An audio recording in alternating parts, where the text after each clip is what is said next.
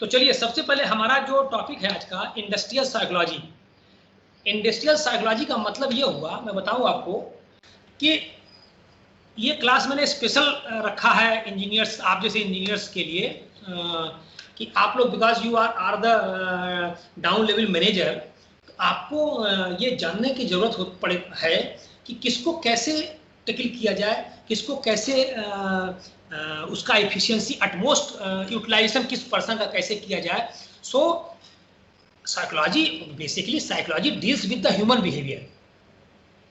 Psychology deals with the human behaviour, आदमी का कार्यकलाप, वर्किंग परफॉर्मेंस, ठीक है, हेल्थ, सेफ्टी, उसका इकोनॉमिक पोजीशन, ठीक है, उसका लाइकिंग का जॉब, तो ये सब चीजें कौन डिसाइड करता है? ये सब चीजें डिसाइड होती हैं इंडस्ट्रियल साइकोलॉजिस्ट। हर जगह इंडस्ट्रियल साइकोलॉजिस्ट होते हैं, बड़ी बड़ी इंडस्ट्री में। This is very latest new concept industrial psychologist का। तो इंडस्ट्रियल साइकोलॉजिस्ट करता क्या है एक्चुअली? ये मैनेजमेंट को राय देता है, अध्ययन करता है वर्क प्लेस का, आदमियों का, ह्यूमन बिहेवियर का, ह्यूमन वर्क प्लेस का, ह्यूमन के काम करने के तरीके का, इसका अध्ययन करते हैं। ये अध्ययन करके इसका फीडबैक देते हैं मैनेजमेंट को कि भाई देखिए ऐसा है कि इस बंदे का इतने, जैसे 50 लोगों का उन्होंने अध्ययन किया, तो उसमें वो देते हैं कि इसमें देखिए 20 लोग ऐसे हैं जो कि कहते हैं कि भैया पैसा हमको कम मिल रहा है, सैलरी हमको कम मिल रही है और इंसेंटिव हमारा कम मिल रहा है। साले को हम इंसेंटिव कम मिल रहा है तो हम काम नहीं करेंगे, कम काम करेंगे, नहीं करेंगे, जाओ इंसेंटिव नहीं मिल रहा है। 20% लोग ऐसे हैं, 20 आदमी। उसमें 25 लोग ऐसे हैं जो ये कहते हैं कि यार यहाँ तो धुआं यहाँ तो निकल ही नहीं पाता, यहाँ शोर इतना ज़्यादा होता रहता है, काम धाम करने में मज़ा नहीं आता। अगर ये ऐसे हो जाए, धुआं निकल जाए यहाँ का और ये शोर कम हो जाए तो काम हम और अच्छा काम कर पाएंगे। उसमें 20-25 लोग ऐसे हैं। अच्छा, अब उसमें 10 लोग 15 लोग इस तरह के भी हैं। वो क्या कहते हैं? वो कहते हैं कि भाई मशीन जो यूज कर रहे हैं, यार ये खटारा मशीन हमको दिया हुआ है, ये मशीन एक से एक मशीन नई आई हुई है। मैं बिल्कुल जनरल प्रैक्टिकल बात कर रहा हूँ। एक से एक नई मशीनें आई हुई हैं और हमको इस तरह की मशीन दे दी गई है। इस मशीन से यार क्या बता, अगर वो नई वाली मशीनें मिल जाती हमको तो हम जो है और बढ़िया इंसेंटिव, हमारा इंसेंटिव नहीं पूरा हो पाता, अगर वो उस मशीन से काम करना हो तो हमको बहुत अच्छा हम आउटपुट दे पाएंगे। सो these three are the fields where the psychologist work actually। पहला क्या होगा? सबसे पहला ये हो गया कि उसका बिहेवियर, कैसा बिहेवियर है। दूसरा सेफ्टी पॉइंट ऑफ व्यू, तीसरा इकोनॉमिक पॉइंट ऑफ व्यू, चौथा एर्गोनॉमिक। ये जो मशीनों की मैंने बात कही आपको, ये एक एर्गोनॉमिक वर्ड आता है। एर्गोनॉमिक मतलब होता है, एर्गोनॉमिक एक वर्ड है अंग्रेजी का, बहुत बड़ा एक्सप्लेनेशन है इसका। एर्गोनॉमिक मतलब ये होता है कि आप कैसे क्या ईज है आपका, वर्किंग ईज कैसे मिलेगा, किस मशीन से, किस पोस्चर में आपको। आप समझो राइट साइड में अगर स्विच न देके, अगर लेफ्ट साइड के पीछे अगर स्विच दे दिया है मशीन ऑन करने के लिए, तो is that be convenient for you? No, because ergonomy आपको बार बार ऐसे करना पड़ेगा, बार बार ऐसे करना पड़ेगा। This create wear and tear in your self. तो फटीग, आपका फटीग डेवलप कर देगा ये, इसलिए एर्गोनॉमिक की भी बात करता है। तो ये कौन डिसाइड करता है? ये डिसाइड करते हैं हमारे इंडस्ट्रियल साइकोलॉजिस्ट, जो कि इंडस्ट्री में अपॉइंट किए जाते हैं। They are highly played. But हमारे यहाँ जैसे आप समझो इंडियन रेलवेज में, आप इंडियन रेलवेज में ये समझो कि हमारे यहाँ DLW बात करो, जैसे DLW में हमारे यहाँ कोई इंडस्ट्रियल साइकोलॉजिस्ट नहीं है, ऐसा मत समझिएगा। DLW में भी हमारे इंडस्ट्रियल साइकोलॉजिस्ट एक से एक बैठे हुए हैं। जैसे हमारे यहाँ इसके पहले सुमित शर्मा साहब थे CME। आप सोचो जब कन्वर्जन, इलेक्ट्रिकल कन्वर्जन हुआ, मैकेनिक इसका डीजल का इलेक्ट्रिक लोको में कन्वर्जन हुआ और एट रैंडम कन्वर्जन हो गया, तो ये डिसाइड हुआ, वहाँ का साइकोलॉजिस्ट ने, ब्रॉड गेज का साइकोलॉजिस्ट ने डिसाइड किया अगर इस तरह से हो जाए तो you can save environment up to this much extent. ये किसी ने डिसाइड किया, तो वहाँ से डाउन फ्लो होते हुए इन्फॉर्मेशन आई नीचे तक, सारे GM को आई, तो यहाँ पर हुआ आप उसको इलेक्ट्रिक लोको बनाओ। अब देखिए इलेक्ट्रिक लोको बनाने के लिए हमें क्या चाहिए? ट्रेनिंग चाहिए, सबसे पहला काम ट्रेनिंग चाहिए, मैन पावर ट्रेन होना चाहिए, मशीनें होनी चाहिए उस तरह की, इन्वायरमेंट उस तरह का होना चाहिए, काम उस तरह के होने चाहिए। तो ये सब डिसाइड करने के लिए जैसे सुमित शर्मा साहब थे, उन्होंने हमारे प्रिंसिपल साहब को बुला के ट्रेनिंग इन लोगों ने डिसाइड किया कि कैसे ट्रेनिंग, एक रिफर्सल कोर्स बनाया गया ट्रेनिंग का, electrical conversion of the from conversion course for from mechanical to electrical training. तो आप ही लोगों को जो मैकेनिकल वाले थे इनको ट्रेनिंग देके इलेक्ट्रिकल पे हम लोग इलेक्ट्रिकल्स के कन्वर्सेंट कर दिए। सो this is the type of psychological work, industrial psychology work. ये कौन करता है? ये इंडस्ट्रियल साइकोलॉजिस्ट करते हैं, और इनका रोल किस किस फील्ड में होता है मैं आपको दिखाऊंगा, किस किस फील्ड में काम करते हैं, स्कोप इनका क्या है कैसे है। Okay okay, so this is the introductory part of my lecture. This is the introductory part of my lecture. इसमें हमने आपको ब्रीफ किया कि what is the psychology. Actually, industrial psychology deals with the human behavior with the workplace of the human, particular individual workman and all group workmen, how they are working all together, how they are behaving all together. These are the studies by the industrial psychologist.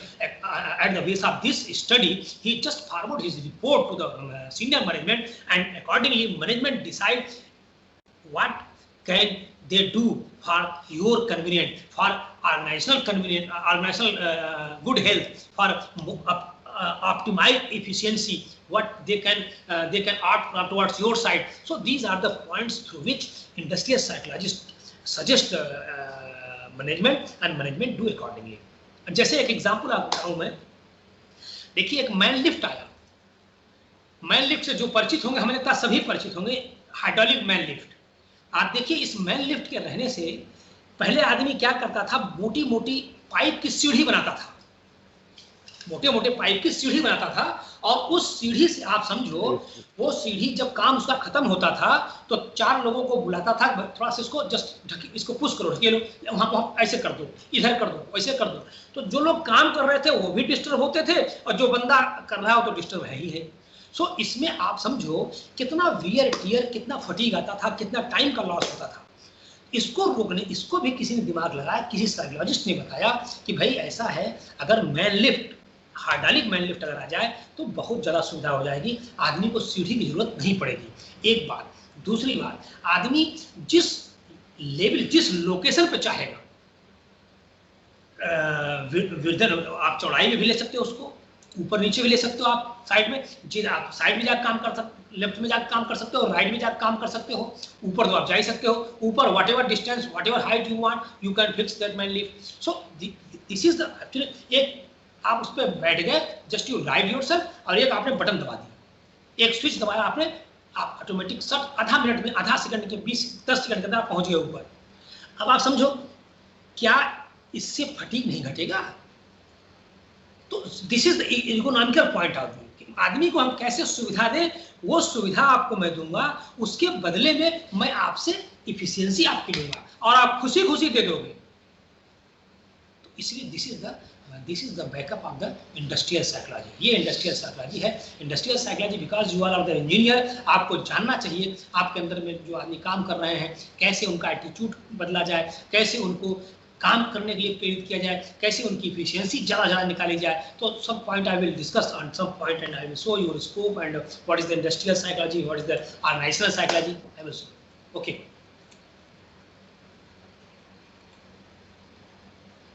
Now सब लोग तो परिचित ही आप हमसे हैं। देखिए ये slide जो है, मैं इंजीनियर्स जैसे आपकी क्लास होती है या और हायर लेवल क्लास होती है, उसमें मैं जरूर डालता हूँ इसको इसलिए डालता हूं because this slide is not exposure, this is the inspiration for you people. आपके लिए ये एक प्रेरणा देने वाली स्लाइड है, बिकॉज हम आपके साथ ही, आपके बीच से ही हम हैं। हम लोग कहाँ से कहाँ निकल गए, कहाँ से कहाँ पढ़ाई कर लिए, कैसे हो गए, आप देखो। और सब नौकरी के साथ साथ पढ़ाई किया, सारा कुछ हमने किया सब अपने साथ साथ। आप देखिए, मैं डॉक्टर विपिन कुमार श्रीवास्तव मेरा नाम है। मैं PhD IIT BHU से किया हूँ, मैं PhD बिल्डिंग में, और मास्टर मैंने किया है कैड कैम में मोतीलाल इंजीनियरिंग कॉलेज से, और MBA किया है मैंने ऑपरेशन मैनेजमेंट में, which is the toughest branch of the management. Operation management मैंने किया कि because my background was the mechanical and fabrication, so of the MBA in operation management. Field manager and vice principal मैं यहाँ का हूँ। AME training भी मेरा designation है यहाँ पर। और अभी मैं अप्रूव्ड एसेसर बना हूँ TWI यूके का, द वेल्डिंग इंस्टीट्यूट यूके में है। ये दुनिया का सबसे बड़ा वेल्डिंग का इंस्टीट्यूट है, ट्रेनिंग का इंस्टीट्यूट है, कंसल्टेंसी इंस्टीट्यूट है, क्वालिटी इंस्टीट्यूट है, दुनिया का सबसे बड़ा इंस्टीट्यूट है वेल्डिंग इंस्टीट्यूट। इसका मैं मेंबर भी हुआ हूँ, मेंबर भी मैं सिलेक्ट हो गया हूँ इसका। और इसको हमको अपॉइंट किया गया है, वॉलंटियर अपॉइंटमेंट हमको दिया गया है 2 साल के लिए एज ए अप्रूव्ड एसेसर। तो मैं उनका पेपर रिव्यू करता हूँ और सब काम करता हूँ। नीचे देखिए TWI इंजीनियर, मैं इंजीनियरिंग काउंसिल ऑफ यूके का भी मैं मेंबर हूँ और एक चार्टर्ड इंजीनियर हूँ। I just registered with engineering council of UK as the chartered engineer. So this is the and international welding engineer, international institute of welding France का मैं product मैंने डिप्लोमा वहाँ किया फ्रांस के इंटरनेशनल इंस्टीट्यूट ऑफ वेल्डिंग से। और certified welding inspector हूँ मैं इंडियन इंस्टीट्यूट ऑफ वेल्डिंग का। आप जानते होंगे इंडियन इंस्टीट्यूट ऑफ वेल्डिंग का मेरा IIW, मेरा TTC, हम लोग यहाँ का ट्रेनिंग सेंटर हमारा जो है कारपोरेट मेंबर है उसका, इंडियन इंस्टीट्यूट ऑफ वेल्डिंग का। और उससे हमारा काफ़ी हेल्प होता रहता है, काफ़ी काम होता रहता है। और आप AMI से, इंस्टीट्यूट ऑफ इंजीनियर से आप सब लोग परिचित हो। इंस्टीट्यूट ऑफ इंजीनियर्स का मैं चार्टर्ड इंजीनियर इलेक्टेड हूँ और लाइफ मेंबर में हूँ इंडियन इंस्टीट्यूट ऑफ वेल्डिंग का और Indian Institute of Metal and Institution of Engineer and life में Indian Society for Technical Education. ये जो आप समझ लो सोसाइटी फॉर टेक्निकल एजुकेशन में जो जितने यूपीटीयू से जो कंसर्न है, जो लोग यूपीटीयू से, तो इसमें कभी कभी हम लोगों की भी राय ली जाती है मेंबर होने के नाते। तो इसमें मैं इसका काम करता रहता हूँ। बाकी आपके यहाँ मैं ब्लॉक साहब में मैंने काम किया, सब लोग जानते हो ब्लॉक साहब में किया, यहाँ भी कर रहे हैं। TTC भी देखिए इतना बढ़िया हमारा TTC चल रहा है। सब हम लोग प्रिंसिपल साहब के गाइडेंस, हमारे प्रिंसिपल साहब भी बहुत ही अच्छे, मतलब उनका जो क्या बोलते हैं विजन है, विजन बहुत बढ़िया है। वो उन्हीं के गाइडलाइन पर हम लोग अपना काम कर रहे हैं अच्छे से। सो this is the brief biography. और देखिए हर स्लाइड पीछे हमारा लिखा है बी प्रोडक्टिव। बी प्रोडक्टिव का मतलब है, बी प्रोडक्टिव मतलब नॉट इन प्रोडक्शन आप हर जगह। बी प्रोडक्टिव मतलब be positive, be positive, think positive, do positive, सब अच्छा, अपने आप प्रोडक्टिव बन जाओगे किसी भी फील्ड में। देखिए इंडस्ट्रियल साइकोलॉजी, जैसे मैंने आपको बताया, industrial psychology is that branch of psychology which delves into the study of human behaviour in industrial organization. हमने बताया कि जो इंडस्ट्री में ह्यूमन बिहेवियर के लिए जो काम करता है, ह्यूमन बिहेवियर, ह्यूमन, देखिए सबसे बड़ा ऑर्गन हमारा होता है, इंडस्ट्री का सबसे बड़ा ऑर्गन होता है, प्रोडक्टिविटी का सबसे बड़ा ऑर्गन होता है हमारा human man power. Man power को संतुष्ट रखना, मैन पावर का मोटिवेटेड रखना उनको, ये बहुत बड़ा काम है to get the optimised efficiency. तो इसके लिए साइकोलॉजी आती है, इंडस्ट्रियल साइकोलॉजी आती है, नया कॉन्सेप्ट आया है इंडस्ट्री में। तो इसलिए ये जो है इस तरह साइकोलॉजी आती है। जैसे most of the personal problems are essentially the problem of industrial psychology. आप समझ लो जितनी भी प्रॉब्लम इसकी हैं, हमारी पर्सनल प्रॉब्लम इंडस्ट्री की हैं, वो ज़्यादातर हम लोग 3 तरह की प्रॉब्लम, सब प्रॉब्लम को अगर ग्रुप कर दिया जाए तो only they are led in 3 variety, 3 types. First, economy, salary कम है, इंसेंटिव कम है, पैसा कम मिल रहा है, इनकम टैक्स ज़्यादा कट गया, फर्स्ट इकोनॉमी हो गया। सेकंड हो गया सेहत, सेफ्टी, हेल्थ, अच्छा हेल्थ मिलेगा, अच्छी सेफ्टी मिलेगी तो हर आदमी खुश रहेगा। तीसरा इर्गोनॉमिक पॉइंट ऑफ व्यू, काम करने का इन्वायरमेंट अगर अच्छा मिलेगा, काम करने का माहौल। देखिए सेफ्टी हेल्थ अलग हो गई और वर्किंग इन्वायरमेंट अलग हो गया। वर्किंग इन्वायरमेंट का मतलब क्या हो गया कि अब मशीन आपको अच्छी मिल जाए, आपको काम जहाँ का आपका एक्सपर्टाइज है कोशिश किया जाए, वहीं पे काम लगाइए उस आदमी को, अगर आपसे उसको आउटपुट लेना है बढ़िया। So these are delves which delves into the study of human behaviour, कि ह्यूमन बिहेवियर का हम कैसे स्टडी करेंगे, क्या करेंगे, कैसे करेंगे। So we deal with the industrial psychology. Okay, देखिए this is the common picture actually. कोई भी organization, whatever organization that may be, that might be a productive industry, that might be official organization, that might be bank, that might be whatever the organization like, कोई भी हो, कैसा भी हो, हर जगह अगर आपको ऑप्टिमाइज्ड वैल्यू चाहिए, ऑप्टिमाइज्ड इफिशिएंसी चाहिए, प्रोडक्टिविटी चाहिए, then all the employee, all the management should live like this picture, because the objective of the all the person should be common. एक ऑब्जेक्टिव के लिए सबको काम करना पड़ेगा. सब लोग अगर एक ही ऑब्जेक्टिव के लिए काम करोगे लेके, तभी ग्लोब आपका शिफ्ट हो सकता है. नहीं तो एक आदमी इधर खींचेगा, एक आदमी इधर खींचेगा. आप समझो चींटी कितना बड़ा गुण, चींटी का देखिए, यूनिटी देखिए चींटी की, कि एक ऑब्जेक्टिव पे सब काम करती हैं. इतना बड़ा गुड़ का टुकड़ा होता है. आप समझो गुड़ चींटी के साइज से कम 1000 गुना होता है गुड़ का टुकड़ा, और उसको चींटियां ले जा दीवार चढ़ा ले जाती है. क्यों? क्योंकि कॉमन इफर्ट, कॉमन ऑब्जेक्टिव. सो इसलिए इंडस्ट्रियल साइकोलॉजी का सबसे बड़ा काम ये है कि homogenise the objective, rhythm develop करना. इंडस्ट्री में जो वर्क फोर्स काम कर रहा है, जो आदमी काम करता है अलॉन्ग, जो साइड बाय साइड जो काम कर रहे हैं, सबके उसमें ये है उनका एक रिदम इस तरह डेवलप करे कि सब एक ही काम, सब एक ही ऑब्जेक्टिव काम करें. हमको प्रोडक्शन बढ़ाना है, हमको आज ये काम करना है सबको मिलकर. सो this is the industrial psychologist का ये बहुत बड़ा काम होता है. देखिए उसके बाद जब आपने ये काम कर लिया, तो जनरली बात ये आती है, आप लोग सोचते हो, इंजीनियर लोग सोचते हैं ये कि यार आज एक ही दिन में हम एकदम टॉप पहुंच जाए. आप ये जान लीजिए, शॉर्टकट हमेशा नहीं काम करता. शॉर्टकट हमेशा नहीं काम करता. It is not about being the best, it is about being better than study. कल से जो आपने कल किया था उससे थोड़ा सा आज अच्छा करिए, या कल जो आपने गलती की थी उस गलती को आज रिपीट मत होने दीजिए. कोशिश करिए वो गलती आज रिपीट ना होने पाए. जिस दिन आपका ये कॉन्सेप्ट आ गया, आप समझ लीजिए आपको बेस्ट बनने में टाइम नहीं लगेगा. ये कभी मत सोचिएगा कि यार फलाना तो काम बहुत जल्दी निकाल देता है, हमको यार हम तो करते हैं, वेल्डिंग करते हैं, हम मशीनिंग करते हैं, हमारा कोई न कोई डिफेक्ट आता है, कोई लिखते हैं, कोई गड़बड़ होता है. ऐसा नहीं है. It is about being better than study. इसको याद रखिएगा. घर में भी आप देखिए कि रोज जैसे कहा गया है ना उसमें कि रस, जो एक का दोहा है किसी का, जो कहा जाता है सिल पर पड़त निशान, बसरी आवत जात से सिल पर पड़त निशान. What is that? This is the English meaning. कि थोड़ा थोड़ा धीरे धीरे शने अगर आप प्रयास करेंगे तो आप समझ लीजिए आपका ऑप्टिमाइज वैल्यू देने में दिक्कत नहीं आएगी. अगर सब कुछ आपके हिसाब से चले, आप जो समझते हो कि भाई हमको आराम मिले, अरे हमको सेफ्टी मिले, हमको सुरक्षा मिले, हमको एर्गोनॉमिक पॉइंट ऑफ मिले, हमको पैसा ठीक ठाक मिले, सब मिले, तो आप इस तरह से करोगे सब कुछ आपको अच्छा मिलेगा. और देखिए बेस्ट बनने के चक्कर में कभी भी मत सोचिएगा कि बेस्ट बनने के चक्कर में 4 लोगों के पीठ पे पैर रख के आगे निकल जाएगा.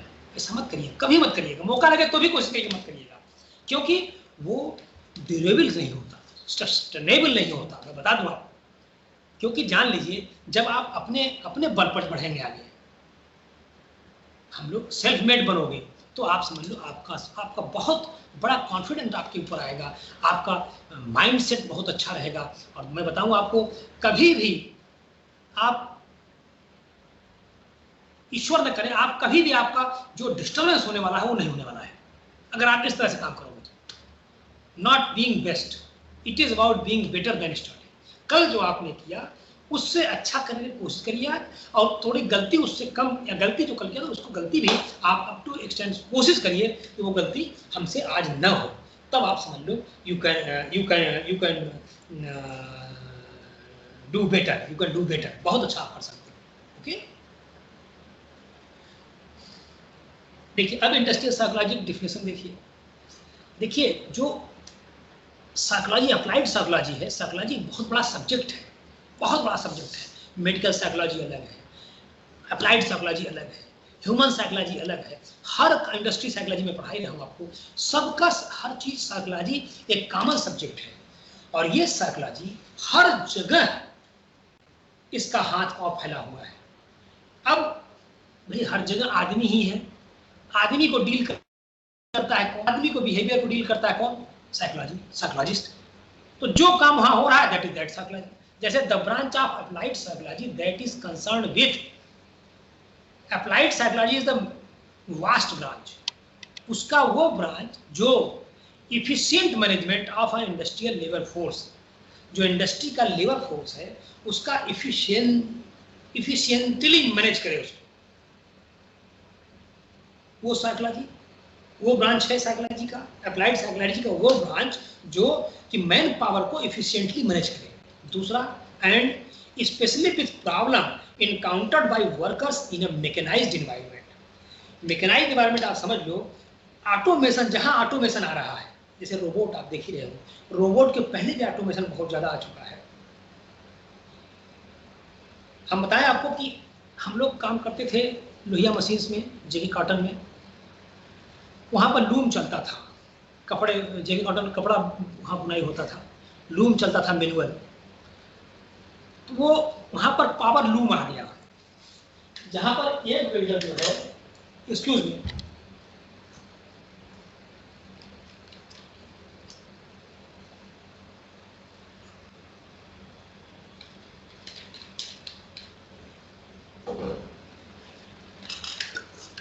वहां पर एक जो ऑपरेटर था, लूम का ऑपरेटर था, वो दिन भर में 70 मीटर 80 मीटर कपड़ा बुनता था। मशीन आ गई, पावर लूम आ गया, पावर लूम आया, उस पर एक आदमी काम करता था एक तरफ, एक आदमी एक तरफ। जहां पर 80-85 खाते में आदमी होते थे, खटपट खटपट का लूम चलता रहता था, वहां पर एक मशीन लगाई है बाजू में, पावर लूम, आप समझ लो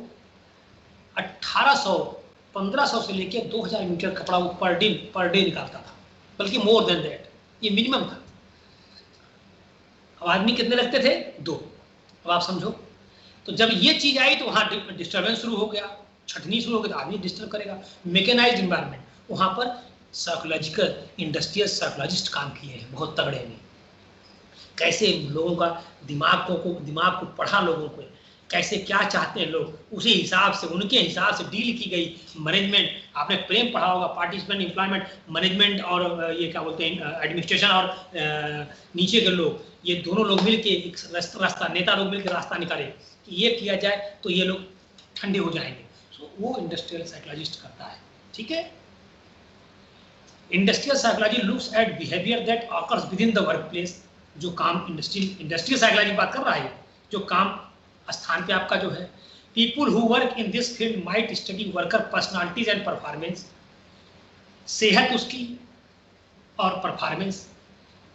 हमने बताया आपको कि साइकोलॉजिस्ट क्या करते हैं, इंडस्ट्रियल साइकोलॉजिस्ट क्या करते हैं, सिलेक्शन करने में, एम्प्लॉय का नौकरी देने में, फॉर्मेट डिसाइड करने में, ट्रेनिंग कराने में, ठीक है, उनका एपार भरने में। आप क्या समझते हो, ये जो सीआर आप लोग भरते हो, ये सीआर भी किसी की देन है, ये कि ऐसे करके आदमी को मोटिवेट कर सकते हैं, आदमी का परफॉर्मेंस इवैल्यूएट कर सकते हैं। खराब अच्छा तभी आप कर पाओगे, जो अच्छा है वो मोटिवेट होगा, जो खराब है वो नहीं मोटिवेट होगा। तो इस तरह से the interaction between the individuals with in a business और ऑर्गेनाइजेशन। तो ये इंडस्ट्रियल साइकोलॉजी, इंडस्ट्रियल साइकोलॉजिस्ट का काम ये है भाई, ब्रॉड स्केल में ये काम ये करता है, ठीक है। देखिए अब हम आपको बताते हैं कि what is industry and what is organisation. एक आपके कॉन्सेप्ट में डाल दूं कि इंडस्ट्री वो जगह है जहां पर रॉ मटेरियल को काट छांट के मैन्युफैक्चरिंग करके कोई हम ट्रेड करते हैं, सामान बना के उसका व्यापार करना शुरू कर देते हैं। It is division in which processing of raw materials and manufacturing and trade of goods take place. This is industry, ठीक है। अभी देखो इंडस्ट्री का आपको दिखा गया कि यहाँ पर रॉ मटेरियल को इनपुट से आउटपुट में चेंज किया जाता है, जहां पर ट्रेड, उस जो आउटपुट चेंज हुआ उसका हम ट्रेड कर सके। But what is organization? Organization is a group of people who work interdependently towards some purpose. DLW एक ऑर्गेनाइजेशन है, क्यों? यहां पर सबका ऑब्जेक्टिव क्या है? लोगो बनाना। एक ग्रुप एक ऑब्जेक्टिव लेके इंटरडिपेंडेंटली सब काम कर रहे हैं, एक ग्रुप एक पर्पज के लिए। What is purpose? To manufacture electric locomotive. Bank is organisation, why? Because bank give the money, make the transaction, give the loan, whatever help they can do for the common public, common people. They do that thing because they are offering services to the public. What type of services? Common services. एक purpose है उनका. What is that purpose? Help. हम एक general public को, समाज को वो सुविधा देंगे. पैसा रखो, तुम्हारा पैसा ऐसे 5 लाख रुपए, 10,000, 1 लाख रुपए कोई मार छीन लेगा. अब बैंक में रख दिया आपने तो बैंक सुरक्षित है भाई, हम भी रखेंगे, आप भी रखोगे, वो भी रखेगा, वो भी रखेगा. So that is the common place और कॉमन पर्पज है वहां. So that is the organisation. What is the industrial organisational psychology? आप ये देखो, uses of psychological principles and theories to the work place. हमने आपको बताया जो जहां पर वर्क प्लेस, जहां काम हो रहा है, वहां 3 पॉइंट पर प्रिंसिपल लगाए जाते हैं मैनेजमेंट के, साइकोलॉजी के. Economy, first one economy, class लेना आ जाए. Economy, first is the economy, second is the health, third is the work environment. तो इस पे इसको साइंटिफिक तौर पे डिजाइन किया जाता है. जैसे मैंने बताया मैन लिफ्ट आ गया, तो उसका डिजाइन हुआ, साइंटिफिक एनालिसिस हुई, ये होने से ये हो गया, इसलिए ये होना चाहिए. Study of how people get along at work and are able to perform effectively. जो लोग वर्क पे काम कर रहे हैं, गेट अलॉन्ग, कैसे वो गेट अलॉन्ग होंगे, एक दूसरे में मिलेंगे कैसे, और इफेक्टिवली परफॉर्म करने के लिए कैसे उनको किया जाए, ये करेगा हमारा इंडस्ट्रियल ऑर्गेनाइजेशनल साइकोलॉजिस्ट. हमने आपको बताया, इतनी देर से मैं ही बता रहा हूँ. ठीक है, आप समझो इस चीज को कि you are engineer, so you all are the industrial psychologist of your shop, of your particular, because you all are having the subordinate, at least 1 2 3 4 5 6 12 13, whatever subordinate, definitely you have subordinate. If you have subordinate, then you are a leader. You are a leader, then you have to follow you are the psychologist. आप psychologist आप हैं, अपने क्षेत्र के, अपने कार्य क्षेत्र के साइकोलॉजिस्ट आप हैं. आप ऐसा बिहेव करिए, ऐसा कराइए कि बवाल ना हो, डिस्टर्बेंस ना हो, कोई दुखी ना हो, डिस्प्यूट ना हो. एक आदमी यहाँ वेल्डिंग कर रहा है, तब से किसी ने उसको वो ग्राइंडिंग कर रहा था, वहां पंखा चला दिया उसने, डिस्प्यूट शुरू. इसको कौन देखेगा? यू विल मॉनिटर, क्योंकि आप साइकोलॉजिस्ट हो, आप साइकोलॉजिस्ट हो. तो इसलिए मैं पढ़ा रहा हूँ इसको. आप अपने को साइकोलॉजिस्ट समझिए, और जो पॉइंट मैं साइकोलॉजिस्ट के लिए बोल रहा हूँ, इट इज फॉर यू. आप इसको लीजिए और उस तरह से आप क्या करें, इसको just you get applied in your work environment. ठीक है, क्यों भाई, हम सुनाई पड़ रहा हमारा? हेलो जी सर, सुनाई पड़ रहा है. हाँ जी सर, हाँ जी सुनाई दे रहा है sir. Okay, so this is the industrial organisational psychology के बारे में बताया आपको कि इसमें क्या है. आप हो साइकोलॉजिस्ट, ध्यान रखिएगा, अपने को साइकोलॉजिस्ट रख के हमारा लेक्चर सुनिएगा, then you will be beneficial. Okay sir, आपको करना है, जो लोग कर रहे हैं आप करना है. ठीक है, अभी तो साइकोलॉजिस्ट सबका आपने इतने सारे बात बताया, फिर उसके बाद साइकोलॉजी का हर सुपरवाइजर अपने एरिया का साइकोलॉजिस्ट है, इसको सबको ये मानते हुए करना है. हेलो जी सर. चलो अभी मैं 5-7 मिनट क्वेश्चन टाइम दूंगा बात करने का आपको. अभी आप मेरा लेक्चर सुन लो पहले, ठीक है? ओके. सो देखिए, हमने बताया था हमको स्कोप हम आपको बताएंगे कि इंडस्ट्रियल साइकोलॉजी कहाँ काम करता है, कैसे काम करता है. जैसे पर्सनल सिलेक्शन, जो आदमी का सिलेक्शन होता है, selection of employees, executives, developing instruments of personal selection.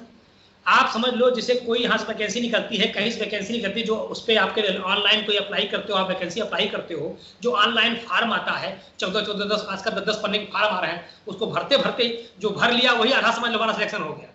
तो वो सब डिसाइड कौन करता है? ये साइकोलॉजिस्ट डिसाइड करते हैं कि क्या उस जिसको आपको सिलेक्ट करना है, जिस बंदे को सिलेक्ट करना है, उसके क्या ट्रेट आप चेक करें, क्या गुण उसके आप चेक करें, क्या चाहिए जिसकी वजह से उसको हम उसकी पर्सनालिटी हम चेक कर लेंगे. सो पर्सनल सिलेक्शन में बहुत बड़ा रोल ये प्ले करता है industrial psychology. Personal development, developing means of appraisal of performance for all. आप देखिए, हमने बताया आपको शुरू में ही कि जो व्यापार आपका बना है, अच्छा खराब का कैसे डेवलपमेंट होगा, कौन अच्छा है कौन खराब है. वो CR कॉन्फिडेंशियल रिपोर्ट, व्यापार एनुअल परफॉर्मेंस रिपोर्ट तैयार की गई, उसको आप भरिए, उसको लाइव एनालिसिस किया जाएगा, उसमें देखा जाएगा.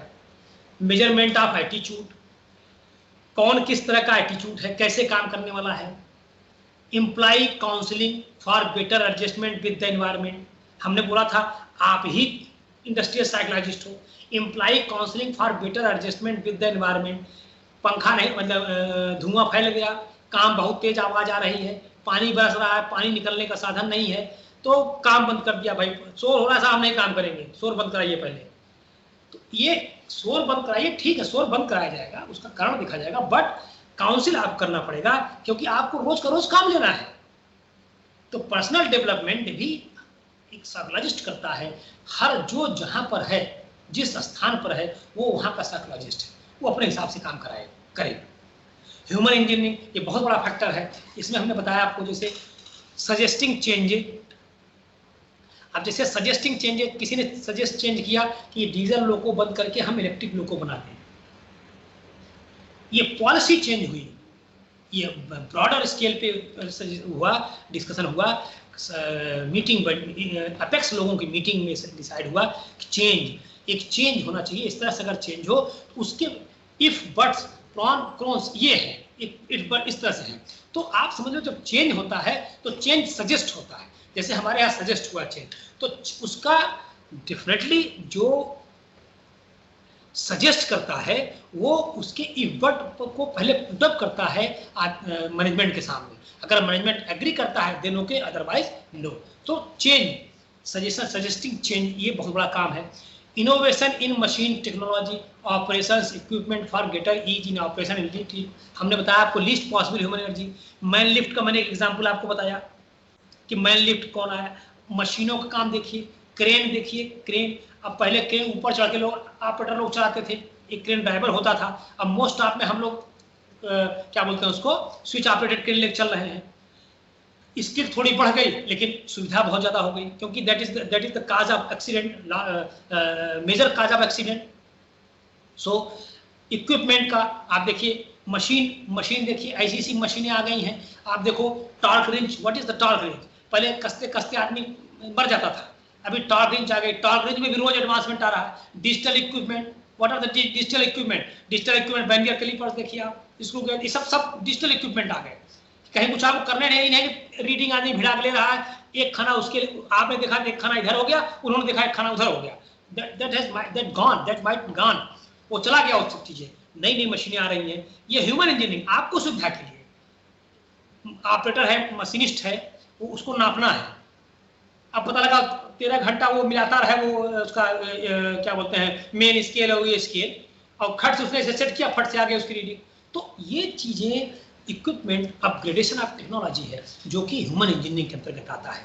मशीनें देखिए, हम आपको बताएं वेल्डिंग के फील्ड में ऐसी ऐसी मशीनें आई हुई हैं, हम आप क्या मशीनों की ये जान लो कि अभी थिन सीट का लेटेस्ट, अभी मेरा एक लेक्चर हुआ था, मैं बताऊं उस पर कि 0.7 mm, इसमें वेल्डिंग का कोई होगा या आप भी समझो, 0.7 mm मोटाई की प्लेट को आप वेल्ड कर सकते हो बेहतरीन तौर पे, चाहे आप ओवरहेड पोजीशन में करो, चाहे वर्टिकल पोजीशन में करो, चाहे जिस पोजीशन में करो। तो ऐसी ऐसी मशीनें आ गई हैं, ऐसा ऐसा आर्क कंट्रोल आ गया, हीट इनपुट ऐसा कंट्रोल हो गया। पहले हम वेल्डिंग करते थे, एक बार करंट सेट कर लिए, उसी करंट पे वेल्डिंग होना है, करंट को आप घटा बढ़ा नहीं सकते हो। अभी क्या सिस्टम आ गया, जितना जरूरत है उतने करंट जाएगी, आप सेट कर दो, करंट को टुकड़े टुकड़े में बांट दो, यहाँ पर ज्यादा करंट चाहिए, फिर कम चाहिए, फिर ज्यादा चाहिए, तो आप उस तरह सेट कर लीजिए। तो इससे हीट, तो these are the upgradation, technology upgradation, जिसकी वजह से आप समझ लो हम लोग ह्यूमन इंजीनियरिंग ये डिसाइड करता है हमारा इंडस्ट्रियल साइकोलॉजिस्ट। और हम आपको बता दें, यू आर, आप हमारे बैकबोन हो, हमारे हम लोग यहाँ इंजीनियर्स लोग बैकबोन हैं। आप समझो इस चीज को कि आपके ब्लॉक शॉप में, आप देखिए ब्लॉक शॉप का कोई इसमें है, चलिए छोड़िए, ठीक है। आप देखो जहां पर वेब 5 है, जो फ्लेम कटिंग सेक्शन इनका है, फ्लेम कटिंग सेक्शन में एक हमने डिजाइन किया था, हम लोगों ने, हमने बनाया था वहां पर, ये क्या बोलते हैं वो, मार्किंग करने, मार्किंग टेबल। पहले मार्किंग टेबल खाली यहाँ लगी थी, जैसे ब्लॉक B1 में आप घुसेंगे यहाँ SWS में, बाएं साइड में एक मार्किंग टेबल लगी थी। उसके बाद ये वेब फॉर्म लगी तो वो HMS के लिए हो गई। तो बाएं हाथ में जो मार्किंग टेबल लगी थी इस पर बहुत ज़्यादा लोड होता था, एयर बॉक्स की मार्किंग इस पर होती थी, टॉप डेक की मार्किंग होती थी, हमको मिल नहीं पाता था, हमारा प्रोडक्शन नहीं एडजस्ट हो पाता था। तो हम लोगों ने मार्किंग टेबल सजेस्ट किया, ठीक है, सजेस्ट चेंज, हमने कहा एक मार्किंग टेबल यहाँ बनाए हम लोगों ने जो लोहा कटा फटा था लोहे से बनाया, और जो इनका प्लेनर था NDT लैब एक्सरे के सामने प्लेनर हुआ था 11-17, उसका जो टेबल थी मोटी वाली वही टेबल हम लोगों ने यूज के लिया, वहाँ उसी मार्किंग होता है। देखिए कितना बड़ा काम हो रहा है उसमें। ये कुछ खाली हम लोगों ने किया, हम लोगों ने क्या किया, हम लोग नीचे हमारे जो हमारे सबऑर्डिनेट हैं, जो हमारे आर्टिजन्स हैं, दे आर वेरी जीनियस, आप उनको यूज करके देखिए, उनसे आपको आइडिया मिलेगा, उस आइडिया को आप अपने दिमाग में लगाइए, अपना उसको इम्प्लीमेंट करिए। ऐसे कितने चेंज मैंने किए हैं ब्लॉक साहब ने, कितने चेंज किया है खाली उन लोगों के बल पे। अब उसमें करना यह है कि you have to become a good psychologist, industrial psychologist. कैसे उनके स्किल को हम निकाल पाए? Productive study, activities of listening worker fatigue, हमने आपको बताया, हारे कारे घसीट के 15 लोग सीढ़ी निकाल रहे हैं, आगे पीछे कर रहे हैं, थक गए, जिसका काम था थक गया। मशीन, बड़ी बड़ी मशीन, एक बार ब्रेकडाउन हो गया, उसमें अगर खुल गई मशीन तो गया फिर 1 हफ्ते 10 दिन के लिए। अभी क्या है, छोटी छोटी मशीनें, वेल्डिंग की 15-15 किलो की मशीनें आ गई हैं, जहां 150-150 किलो की मशीनें होती थी कन्वेंशनल, अब 15-15 किलो की मशीनें आ गई हैं, और ये 15 किलो की मशीन उसका बाप है। तो वेल्डिंग का लेक्चर फिर कभी होगा तो मैं आपको इस पर भी डिस्कस करूंगा, लेटेस्ट टेक्नोलॉजी में बताऊंगा वेल्डिंग में कहाँ एडवांसमेंट इन वेल्डिंग टेक्नोलॉजी मेरा लेक्चर था। तो अभी तो ये मैंने इंडस्ट्रियल साइकोलॉजिस्ट था, जरूरी था बिकॉज ये इंजीनियरों की क्लास थी, इंजीनियरों को ये बताना बहुत जरूरी था कि you are a psychologist of your concern section, आप ही माई बाप आप साइकोलॉजिस्ट, ठीक है, ऊपर नीचे चलता है, बट ये है कि आपको इस तरह से मेंटेन करने की जरूरत है।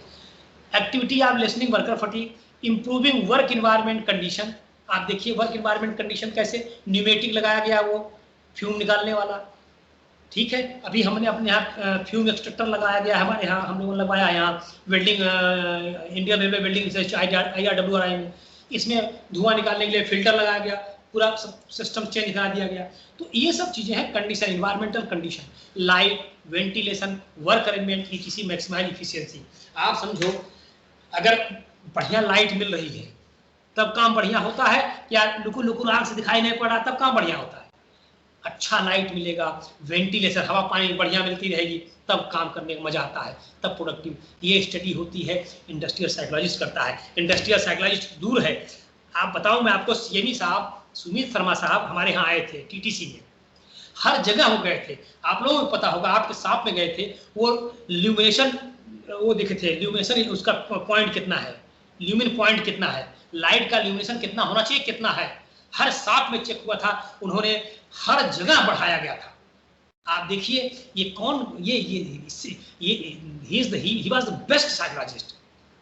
हम लोग तो उसी में काम करते रहते हैं, अंधेरे में काम करते रहते हैं, लुक लुक लुक जल रहा है। हम लोग का टाइम याद है, साथ में नाइट ड्यूटी में सुपरवाइजर बेचारा चिल्लाता रहता था कि साहब ये रो में 8 बल्ब लगे, 6 बुता हुआ है, रोज कंप्लेंट जाती थी, वो आके फिर वही कोई मतलब 10 बार कंप्लेंट गया, एक बार आया भी तो लाग वही पियरका वाला बल्ब लगा दिया, पीला वाला। आज देख लीजिए, तो ल्यूमिनेशन पॉइंट चेक कर कौन किया, इंडस्ट्रियल साइकोलॉजिस्ट, जो हु इज अवेयर। आप भी कर सकते हो कि साहब यहाँ बहुत अंधेरा है, अब तो सिस्टम अपग्रेड हो गया, तो सब अच्छा हो जाता है। इसलिए लेमिनेशन आपका, अरे इल्यूमिनेशन बढ़िया होना चाहिए, वेंटिलेशन बढ़िया होना चाहिए आपका, वर्क अरेंजमेंट मतलब हमने आपको पहले बताया था कि जिस लाइन का एक्सपर्ट हो, आप वही पिक्चर कोशिश करो, उसी काम को उसको लगाओ। ये कोशिश करोगे। हेलो, अभी मैं क्लास ले रहा हूँ, लेक्चर ले रहा हूँ, तुम आ जाओ थोड़ी देर में, आ जाना। अभी 11 बजे मैं खाली होऊंगा, 11 बजे बाद आना। अच्छा, ओके। तो ये प्रोडक्टिविटी स्टडी हो गई। Management activities environment development of managerial skill.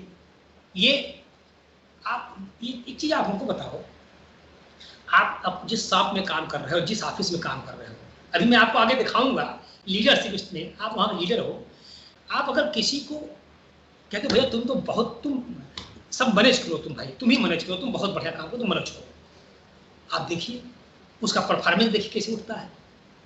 और जो activity involve development of management skill, ये हर स्केल पे होता है, हर टायर में होता है।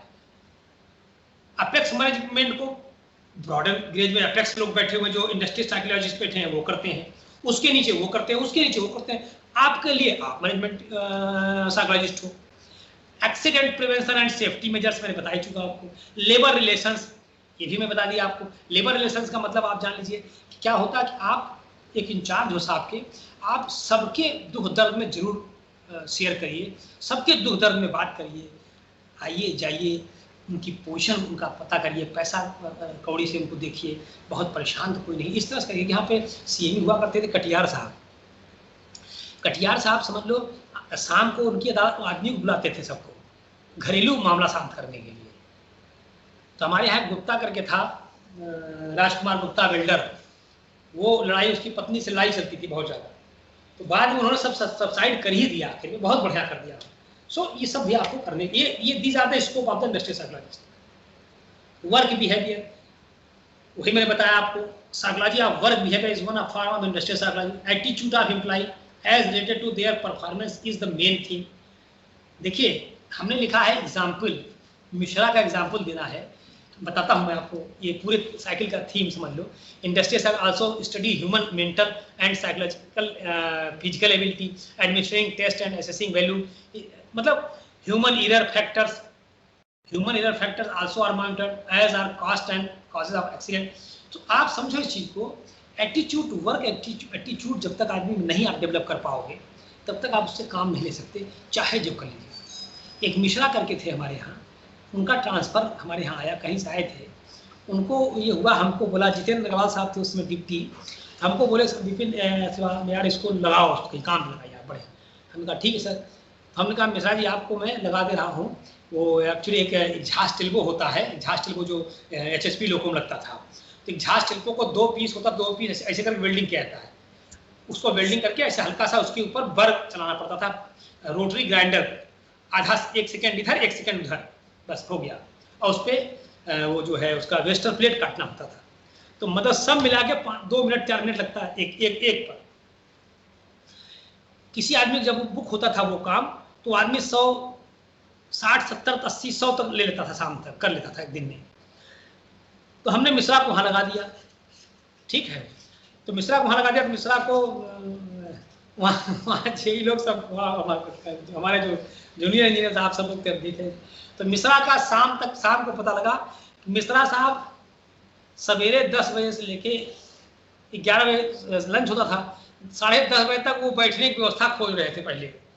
तो 3-4 ठो वायर पूल का स्कूल का जो खाली फेंका था ले खोज के ले आए, गद्दी उद्दी बना बैठने वाला। अच्छा भाई ठीक है। सेकेंड हाफ में क्या किया, सेकेंड हाफ में कहा साहब आज तो हम गद्दी उद्दी अपन बैठने की व्यवस्था सब तैयार कर लिए हैं, कल से काम शुरू करेंगे। चलो भाई ठीक, कल से काम करना।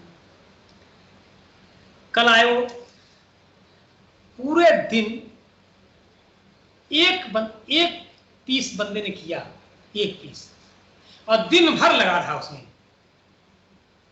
आप बताइए ऐसे लोगों के साथ क्या किया जाए जिसका एटीट्यूड ही नहीं इस तरह का है। तो ये वर्क बिहेवियर है। तो सबसे ये आपको स्टडी करने की जरूरत है, उसको कैसे ठीक करना है, कहाँ लगाना है, उसका काम कहाँ पर है। वो जहाँ का एक्सपर्टाइज था वहां से आपने ईगो अपना लगाया, उठाया, हटा फेंक के जाओ, लगाओ इसको, तो काम नहीं हो पाएगा। ठीक है। मोटिवेशन आप सब लोग जानते हो, मोटिवेटेड एम्प्लॉय से कुछ भी करा सकते हो आप। लीडरशिप स्टाइल देखिए, 3 तरह की लीडरशिप स्टाइल होती है, अथॉरिटेरियन, ऑटोक्रेटिक, पार्टिसिपेटिव और डेमोक्रेटिक, डेलीगेटिव और फ्री रेंज। देखिए अथॉरिटेरियन मतलब होता है मिलिट्री शासन। मिलिट्री शासन मतलब क्या हुआ कि आप इंचार्ज कहीं को आपने कह दिया कि सुनो भाई, देखो ये कह रहा है ये पीली हैट वाला इन लोगों से, देखो भाई I want both of you to, हम खाली तुम लोगों से ये चाहते हैं ये काम आज शाम 3 बजे तक हो जाना चाहिए। आपने कहा नहीं साहब वैसे है साहब वैसे, कुछ नहीं मैं कुछ नहीं सुनना चाहता, I want work otherwise I will hang you. एक तो ये स्टाइल हो गई काम कराने की, करने की। ठीक, आप कैसे हो आप खुद बताना। दूसरी स्टाइल देखिए पार्टिसिपेटिव और डेमोक्रेटिक हो गई। कोई भी समस्या आ गई, let's work together to solve this problem. हम सब लोग आओ भाई, अरे यार देखो भाई कैसे हो रहा है ये बताओ यार, कुछ बताओ। सब जब जहां तुमने इन्वॉल्व किया लोगों को, नीचे वाले लोगों को, definitely you will get solution. ये पार्टिसिपेटिव डेमोक्रेटिक है। तीसरा है डेलीगेटिव और फ्री रेल।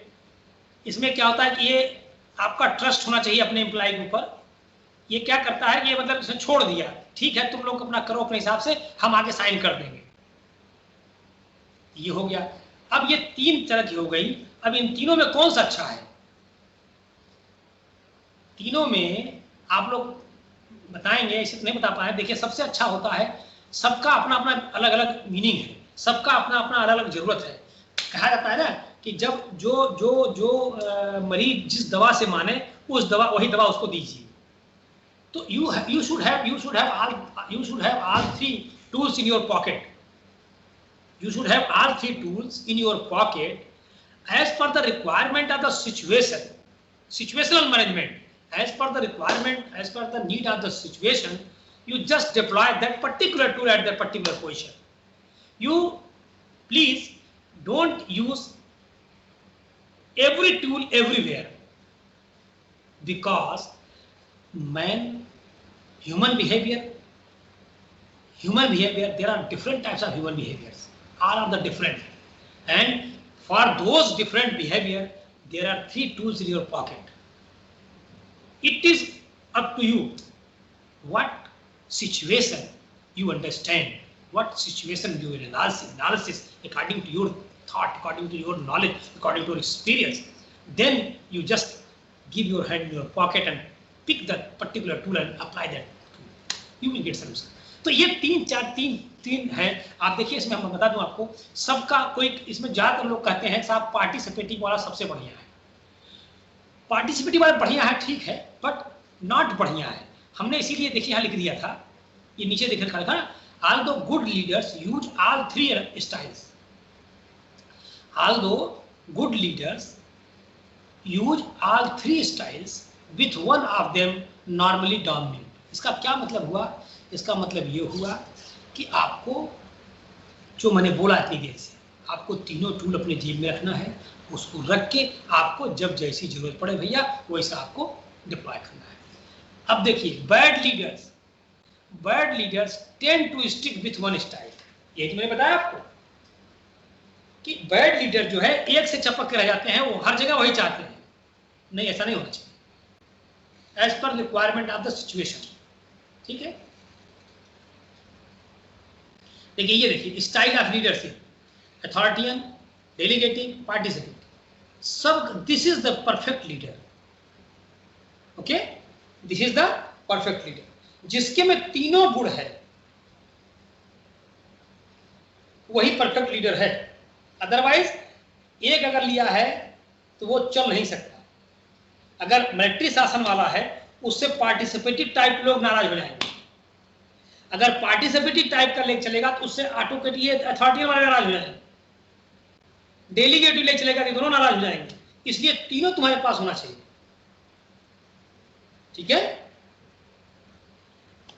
देखिए मुचिंस्की साहब ने कुछ कहा था इंडस्ट्रियल ऑर्गेनाइजेशन साइकोलॉजी के विषय में, क्या क्या करना, क्या क्या काम होता है, इस फील्ड में कौन कौन से काम करने चाहिए या होता है। देखो सबसे पहले ट्रेनिंग एंड डेवलपमेंट। पहला हमने दिया ट्रेनिंग एंड डेवलपमेंट, क्योंकि training is a part of skill improvement. A trained person, a trained worker give his best in comparison of untrained builders. So training is the main requirement of a person to upgrade his skill. आप ऐसे समझाते रहिए उसको training. और training कैसी होनी चाहिए? Training ऐसी होनी चाहिए जैसे कि आपको हर तरह से पिक्टोरियल व्यू भी देना चाहिए उसको, और उसको प्रैक्टिकल भी होना चाहिए। हर तरह से आप उसको करके ट्रेनिंग दीजिए जिससे आपका काम हो सके। सर अभी मैं जरा क्लास ले रहा हूँ, बात करता हूँ सर अभी। ठीक है, तो ट्रेनिंग एंड डेवलपमेंट हो गया आपका। Professional in this area of and determine what type of skills are necessary to perform specific jobs as well as develop and evaluate employ training program. आप ये बताइए हमको स्पेसिफिक जॉब, जैसे आपका diesel से इलेक्ट्रिक लोको बनने के लिए आ गया हो गया, भैया डीजल नहीं बनेगा, इलेक्ट्रिक लोको यहाँ बनेगा। ठीक है, तो इलेक्ट्रिक लोको बनने के लिए अब दैट इज स्पेसिफिक जॉब हो गया। अब इलेक्ट्रिक लोको जब आपको क्लियर हो गया हाँ इलेक्ट्रिक लोको बनना है, अब इलेक्ट्रिक लोको में ये चीजें हैं, तो कुछ आप भी जानते होंगे। पहले CLW एक दौर था, 1 साल तक लोग CLW जाते रहे, अधिकारी साहब भी ले गए, हम लोग अधिकारी भी गए, इंजीनियर भी गए और नीचे वाले लोग भी गए, तो ये लोग CLW जाते रहे 1 साल तक और कन्वर्सेंट होते रहे कि व्हाट इज दिस, कैसे होगा इसमें, what is change between this and this. तो ये करते करते करते करते उसके बाद जब ये हुआ अब स्पेसिफिक अब प्रोडक्शन हमारे यहाँ ज़्यादा बढ़ रहा है, हमारी ज़रूरत है अपने आदमियों को ट्रेन करने की, तब वो हम लोगों ने कन्वर्सेशन कोर्स बनाया सुपरवाइजरों के लिए भी और इनके लिए क्या बोलते हैं आर्टिजन के लिए भी हम लोगों ने बनाया कोर्स कि 2-2 हफ्ते का कि भाई इनके ये इनका है ये इनका है। तो ये ट्रेनिंग एंड डेवलपमेंट बहुत बड़ा रोल है ट्रेनिंग का। और आप समझ लीजिए ट्रेनिंग एक ऐसा फील्ड है, ट्रेनिंग एक ऐसा काम है, हर इंचार्ज को एज पर माई थॉट मेरे विचार से हर इंचार्ज को महीना 2 महीना 3 महीना में 4 महीना 6 महीना मान लो एक बार ट्रेनिंग में जरूर भेजना चाहिए। ट्रेनिंग में जाने से हर तरह का आप समझ लो जितने तरह के ढक्कन होते हैं सब खुल जाते हैं। आदमी जाता है ट्रेनिंग में, भाई जैसे हमारे आपको बताएंगे हमारे प्रिंसिपल साहब जब क्लास लेंगे इसका क्या बोलते हैं वॉलंटरी का क्लास लेंगे तब आपको बताएंगे कि ट्रेनिंग में जाके क्या होता है, चेंज क्या होता है। आप रिफ्रेश जाते हो, टाइम आपका चेंज हो जाता है, रिफ्रेश जाते हो, जूता आप ले खरीद के रखे हो, आप साल भर से नहीं पहन पाते वर्कशॉप में, यहाँ आप 15 दिन का जूता पहन बढ़िया आओगे, कपड़ा बढ़िया पहन के आओगे, ठीक है। तो इस तरह से आप समझो कि रिफ्रेशमेंट ट्रेनिंग में जाने से सब कुछ चेंज करना है, इसलिए ट्रेनिंग बहुत जरूरी है हर का इसमें। और आप समझ लीजिए कुछ लोग ऐसे होते हैं, अभी हमारे पास कितने लोगों का फोन आया, कितने लोगों का कह रहे हमने इस आदमी को हम नहीं भेज पाएंगे। भाई ठीक है, अगर एक आदमी से आपका सेक्शन आपका डिपार्टमेंट बंद हो जा रहा है तो I think this is not good, this is not good management कि एक आदमी से अगर डिपार्टमेंट बंद हो जाए तो हम समझते हैं ये ठीक नहीं है।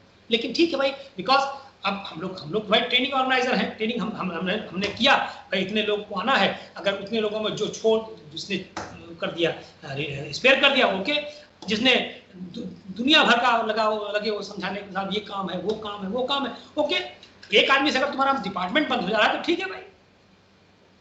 तो ऐसे लोग हैं, बट ऐसा नहीं, ट्रेनिंग में सबको जाना चाहिए, सबको करना चाहिए। ट्रेनिंग एक ढक्कन खोलने का साधन है, ट्रेनिंग डेवलपमेंट करता है, हर तरह का डेवलपमेंट करता है। एम्प्लॉय सिलेक्शन, अच्छा ट्रेनिंग में आप समझो ट्रेनिंग एंड डेवलपमेंट, ट्रेनिंग में ये कौन डिसाइड करता है किसको किस ट्रेनिंग में जाना चाहिए। आप देखो जैसे TTC में DTS ट्रेनिंग होती थी, ठीक है, टीचर्स की ट्रेनिंग है, लोग जाते थे ट्रेनिंग करने के लिए बाहर।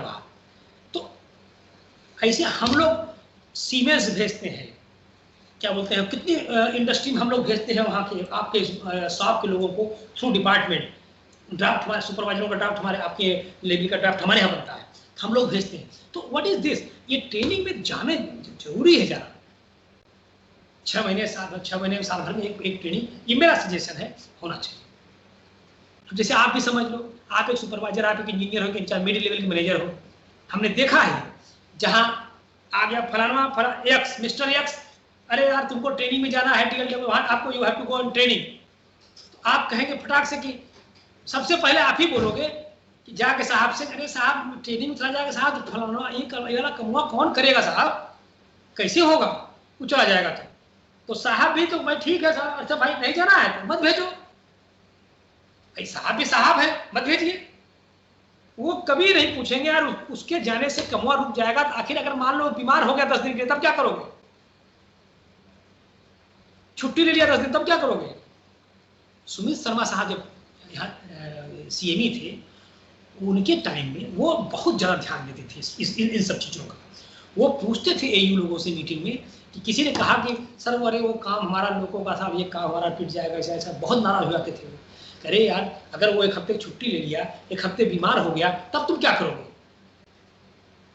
तो ये सब चीजें बहुत कुछ काउंट करती हैं, इसलिए ट्रेनिंग में आदमी को तुरंत, आप जैसे सुपरवाइजरों को, आप जैसे इंजीनियरों को, आप जैसे मैनेजरों को, आप लोग ध्यान रखिएगा, हमेशा पॉजिटिव रहिएगा। ट्रेनिंग में अगर आदमी जाता है, नाम जाता है, तो बढ़ चढ़ के आप उसको रिलीज कराइए, भेजिए उसको ट्रेनिंग में, क्योंकि आप ग्राउंड लेवल मैनेजर हो, आप कह दो साहब जाने से कोई दिक्कत नहीं। तो आप समझ लो, ये आप जब जिस दिन करना शुरू कर दोगे उस दिन आपने अपना काम अच्छा कर दिया। You are a good psychologist, you are a good manager, middle level manager. और वही लगेगा समझाने बॉस को कि साहब ये आंधी आ जाएगी, साहब आग लग जाएगा, साहब पानी बरस जाएगा, साहब ऐसे हो गया, साहब वैसे हो गया, वो जाएगा तो ये नहीं हो पाएगा, साहब ये नहीं हो, खत्म। इसलिए इसको ध्यान रखिए। Employ selection, this area involves developing employ selection assessment such as screening test to determine if job applicants are qualified for a particular position. आप देखो, जैसे हम लोग एक छोटा सा एग्जांपल बताऊं आपको एम्प्लॉय सिलेक्शन में। जैसे हम लोग यहाँ से फॉर्म निकालते थे CWI के लिए, ठीक है। आप बिलीव नहीं करोगे कि जो कुछ लोग इतना इंटरेस्टेड होते हैं वहाँ के बाहर से आने के लिए, यहाँ उनको फॉर्म नहीं भरने दिया जाता। This is very bad. जो भी हो, उनको फॉर्म नहीं भरने दिया जाता। साहब ये चला जाए तो काम कैसे होगा, जबकि ऐसा नहीं होना चाहिए, कभी नहीं होना चाहिए। हम लोग निकालते हैं, अब आप समझो जैसे वेल्डिंग हमने निकाला, CWI के लिए वेल्डिंग में निकला हुआ है, वेल्डिंग में किसी ने भरा ही नहीं, पता नहीं किस लिए। भाई एक चीज देखो, दो बातें होती है कि आपका जो एम्प्लॉय का सिलेक्शन होता है ना, हम लोग हमने जैसे जितने लोगों के साथ काम किया, अपने हमारे साथ जितने लोग काम किए, हमको जैसे आइडिया है ये बंदा यहाँ के लिए बेस्ट सूटेड है। और डेफिनेटली मैं बता दूँ आपको, जब आपके नेचर का जॉब मिलेगा then you can develop yourself very good way, मतलब बहुत अच्छी तरह से अपने को आप डेवलप कर सकते हो अगर आपको अपने मतलब का जॉब मिल जाए। इसलिए एम्प्लॉय सिलेक्शन जो होता है, इसके लिए जो क्राइटेरिया बननी चाहिए, जैसे होना चाहिए, वो पहले क्राइटेरिया आप रिलीज करिए। उसके बाद रिटन टेस्ट होना है, इंटरव्यू होना है, क्लास टेस्ट होना है, ठीक है। तो ये सब बनाया गया है एम्प्लॉय सिलेक्शन का, ऐसे ऐसे लिया जाएगा। आप जब आर्टिजन का आप प्रमोशन करते हो, 10 दिन समय देते हो, आप खलासी को जब आर्टिजन बनाते हो, आप देखो आता है फार्म आपके पास, एक तरफ WM करता है, एक तरफ आप करते हो, ये एग्जाम थ्योरी भी लेते हो, प्रैक्टिकल भी लेते हो। तो ये सब डिसाइड किया गया है कौन कैसे करेगा, ठीक है। एर्गोनॉमिक्स मैं आपको बताया, ergonomic the field of ergonomics involves designing procedures and equipment design to maximise performance and minimise injury.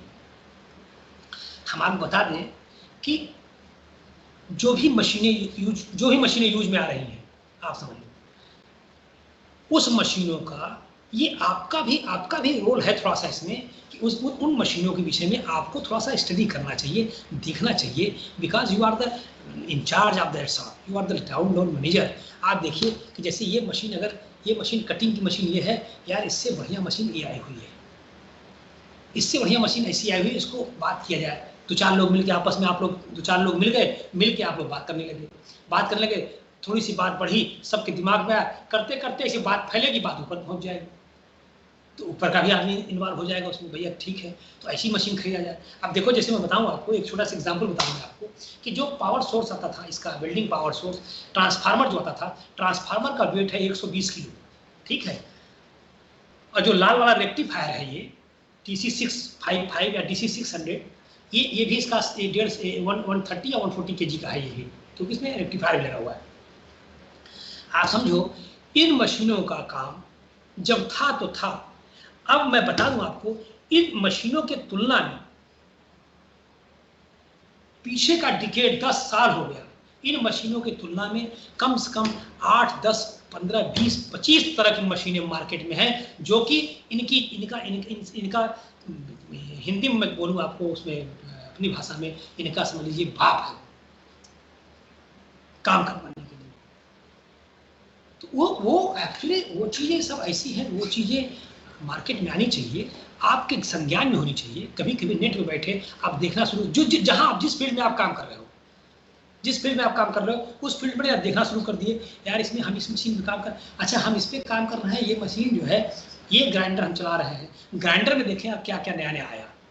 आप ग्राइंडर में देखो, कम से कम 200 तरह ग्राइंडर आपको मिलेंगे, सस्ते मिल जाएंगे ग्राइंडर, पहले से अच्छे सस्ते ग्राइंडर मिल जाएंगे। क्योंकि यहाँ पर जानते हैं क्या है, यहाँ पर स्पेक जो बना हुआ है, पुराना स्पेक, नहीं बना हुआ कहीं से ले लिया जाएगा, वही स्पेक भर के आगे बढ़ा दिया जाएगा। तो ऐसा नहीं होना चाहिए, ऐसा नहीं होना चाहिए, ठीक है। उसको आपको भी ध्यान देने की जरूरत है, ठीक। परफॉर्मेंस मैनेजमेंट मैंने बताया है आपको। Develop assessment and techniques to determine the employees are doing their job well. अब देखिए साइकोलॉजिस्ट क्या करता है भाई, एक ऐसा फार्म बना देता है, ऐसा टेबल, जैसे आपका गूगल फार्म में आया हुआ है, एक फार्म इस तरह बना देगा, सब लोग उसको भरिए। अब आप भरिए, उसमें ऐसी सी चीजें मांगा गया है, उसको देख के जो एक्सपर्ट लोग हैं वो समझ जाएंगे आप कैसा काम करते हो। हम आप सही समझ पाएंगे लेकिन वो समझ जाएंगे। तो ये चीज आपको करना पड़ेगा। परफॉर्मेंस मैनेजर इंडस्ट्रियल साइकोलॉजी हमारा करता है, आपके परफॉर्मेंस को मैनेज करता है, कैसे अच्छा होगा, कैसे खराब होगा, और अच्छा कैसे होगा। वर्क लाइफ में इतनी देर से बताया आपको कि आपका आप सुरक्षित रहिए, घर में ठीक ठाक रहिए, जो बिहेव आप अपने साथ करते हो वही बिहेव दूसरे के साथ भी सोचिए। जो आपके साथ आपको खराब लगता है वही बिहेव सोचिए कि दूसरे के साथ दूसरे को खराब लग सकता है। इसलिए जहाँ ग्रुप का काम होता है वहाँ पर बहुत हिसाब से काम करने की जरूरत पड़ती है। This area focus on improving employ satisfaction and maximising the productivity of the workers. मैं शुरू से ही डिस्कस कर रहा हूँ, 3 पॉइंट आपको चाहिए, economy, safety and work environment. ये तीनों आपके ठीक हो जाएंगे तो बल्ले बल्ले आप ललनटाप काम करना शुरू कर दोगे। अगर ये 3 चीज़ आपको मिल जाए, पैसा आपको अच्छा मिल जाए, आपको काम करने का इन्वायरमेंट साफ सुथरा, हवा पानी बढ़िया मिल जाए और मशीन बढ़िया मिल जाए, तो बताओ बढ़िया काम नहीं होगा? 100% होगा। Improve the quality of life in work place. आप ये समझ लो कि अच्छी मशीनें यूज करोगे, धुआं जो कम पियोगे, टेक्निक जैसे आप समझो वेल्डिंग करता है बंदा, वेल्डिंग करता है, धुआं निकल रहा है और हवा उधर से आ रही है, सारा धुआं उसके सर हेलमेट में से जा रहा है, सारा धुआं, but he is not he didn't mind, he didn't, because he is not aware ना कि यार ये धुआं, अगर हम थोड़ा सा ऐसे पोजीशन ले लें, इधर पोजीशन ले लें, हवा का अपोजिट पोजीशन ले लें, तो सारी धुआं इधर चली जाएगी।